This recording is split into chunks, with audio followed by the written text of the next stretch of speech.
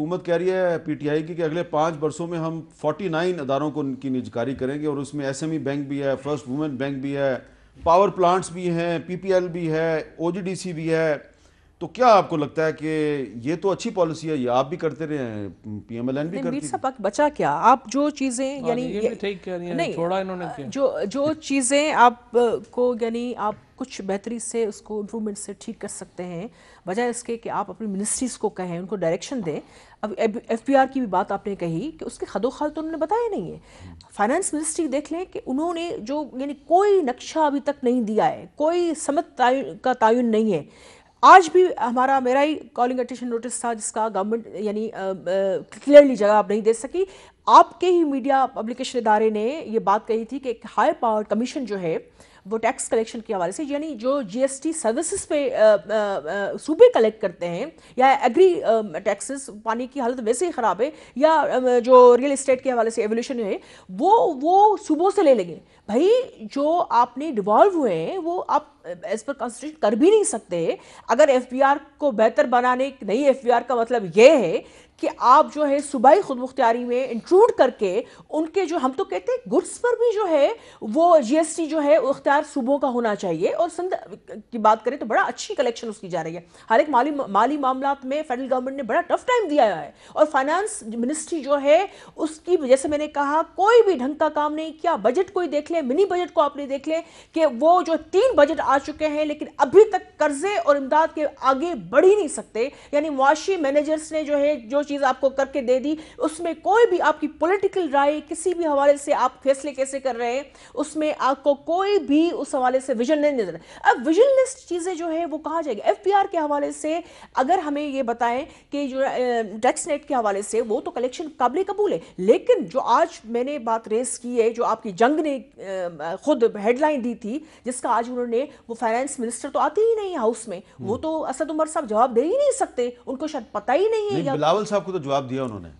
नहीं, जो जवाब दिया फिर उनको भी वापसी में जवाब दिए गए हैं, वो ठीक है। उनकी मिनिस्ट्री पे हम कैसे नहीं तनकीद करें? उन्होंने काम कौन सा किया? 3 बजट जो है आप जो है 5 महीनों में दे रहे हैं। आपके इक्तिसादी मामला, आपकी खुद स्टेट जो बैंक वो कह रही है कि आपके जो है फॉरेन इन्वेस्टमेंट घटी है, आपके इक्तिसादी जो हदफ है वो आपने पूरे नहीं किए, आपका जो है हर चीज में बेड़ा गर्क है। तो इस हवाले से आप समझते हैं कि तनकीद भी ना हो और उसका जवाब आप पर्सनल तनकीद कर सकते हैं। मेरे ख्याल में ये एक्सेप्टेड नहीं है। उसका जवाब जरूर आएगा। फवाद साहब, एक चीज मैं आपकी खिदमत में पेश करना चाह रहा हूँ प्राइवेटाइजेशन के हवाले से। चले ये पीपल्स पार्टी और नून लीग ने ठीक है अच्छा काम नहीं किया, अच्छी परफॉर्मेंस नहीं दी, लेकिन आपकी पार्टी जो प्राइवेटाइजेशन के बारे में उसका जो मौकफ था, जरा सुने इमरान खान साहब का क्या मौकफ था। प्राइवेटाइजेशन से कौम को क्या फायदा होगा? पिछली प्राइवेटाइजेशन से क्या फायदा हुआ है? बैंक प्राइवेटाइज हुए हैं, जरा लोगों को बताएं तो सही कि आम आदमी को क्या फायदा हुआ है उससे। देखिए, प्राइवेटाइजेशन तब कामयाब होती है जब आपके मुल्क के लोगों को फायदा हो। अगर आपने सिर्फ इसलिए प्राइवेटाइज करनी है जी कि एक नुकसान कर रहा है एक इदारा, तो उस इदारे को पहले ठीक करें।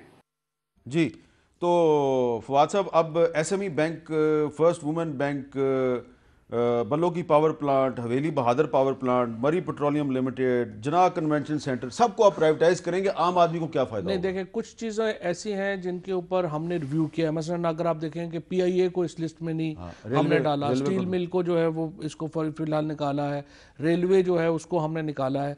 सो जो इमरान खान का जो वीएन है, हम उसके मुताबिक ही हमने एडजस्टमेंट की है अपनी प्राइवेटाइजेशन पॉलिसी की। अब मिसाल के तौर के ऊपर कौन से इदारे हैं जिनको हम बेच रहे हैं? बस अगर आप देखें तो जिना कन्वेंशन सेंटर है, हुकूमत कैसे चला सकती है कन्वेंशन सेंटर? हमारे उधर आपको पता है चाइना सेंटर है, उसके साथ एक होटल पड़ा हुआ है, बिल्कुल वीरान पड़ा हुआ है, हुकूमत चला ही नहीं सकती। लाहौर में चंबा हाउस है, हुकूमत नहीं चला सकती, होटलिंग नहीं कर सकती। कसरे नाज कराची में पड़ा हुआ है, आप नहीं चला सकते। ये वो सारी प्रॉपर्टीज़ हैं और इदारे हैं जिनको हमने ये देखा है कि जिसकी कैपेसिटी ही नहीं है हुकूमत में कि वो इनको रन कर सके। जिनकी कोई, जिसकी तरफ आप इशारा कर रहे हैं कि जिसका लोगों को फ़ायदा है, वो हमने इदारे अलहदा कर लिए हैं और ज़रूरी समझते हैं हम कि रियासत के लिए उनको हम कोशिश करेंगे अपनी बेहतर और इंडिपेंडेंट। अभी तक जितनी अपॉइंटमेंट्स हुई हैं उनमें कहीं आप ये नहीं कह सकते कि पॉलिटिकल अपॉइंटमेंट हुई है या कुछ ऐसा हुआ है। जो यहाँ पर हमने कोशिश हमारी यही होगी कि जो प्राइवेटाइजेशन पॉलिसी है उसमें जो और ये इसलिए हमने काफ़ी सारे इसलिए भी किए हैं कि प्राइवेटाइजेशन कमीशन की भी एक कैपेसिटी है। इन्होंने ये किया हुआ था कि सारे ही भर दिया हुआ था, जिसके बाद इदारे सारे वो उनका बेड़ा गर्क हो गया था, उसको भी हमने स्ट्रीमलाइन किया है। अब कुछ इदारे ऐसे जो वाकयातन बेचने हैं उनको इधर लेके आए हैं, बाकी इदारों को उधर जो है वो करेंगे।